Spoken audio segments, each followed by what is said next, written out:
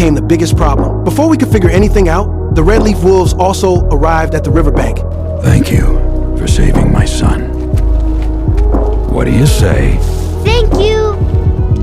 We can help. They were here to help as well. With the help of the wolf pack, everyone slowly crossed the river using floating logs. But when my dad saw how many animals I had brought back, he completely lost it. Especially when he saw the old rivals, the Gavin birds. He nearly broke down. Is this kid trying to get everyone killed before he's satisfied? No matter how hard I tried to explain that they were only seeking refuge, my dad refused to trust any other tribe. So I had no choice but to tell everyone about the terrifying legend. It turned out everything in the legend was real. The forest now was facing an unprecedented disaster. Only if all tribes worked together would there be a chance to defeat the firewolf. Dad, I know you're scared, but we have to trust each other. After hearing this, my dad finally believed me and finally accepted the other tribes. But right then, the evil firewolf had already jumped onto the floating logs, not planning to spare a single life. Suddenly, I remembered that the firewolf had once been sealed by the Joe. So I returned to the tree hollow where I had transformed before and kept calling out the Joe's name. I asked him if he could grow another magic pod again. Unexpectedly, a miracle really happened. The dead Zoe actually responded to my wish. Zoe.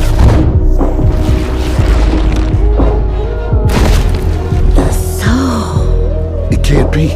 Okay, Ollie, we got this. Holly?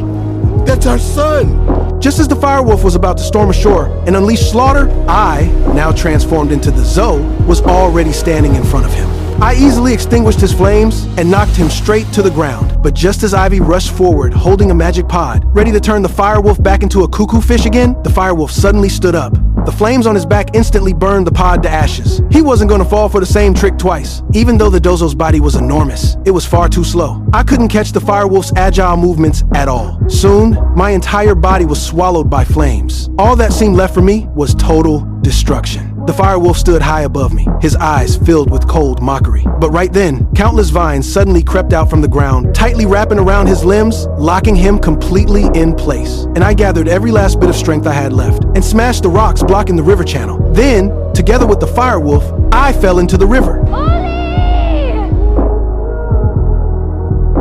The water flowed back into the forest, and I finally saved the entire valley. I protected my home and safeguarded all living beings. But after that, my figure completely disappeared. The valley returned to peace, becoming beautiful and full of life once again. The Proust Mouse tribe and the Gavin birds, once eternal enemies, finally let go of all prejudice and misunderstanding. They shook hands and chose to live in unity. Together, they protected this hard-won home until one day, the Zoe appeared in the valley again, and Ivy suddenly noticed something. On the back of the large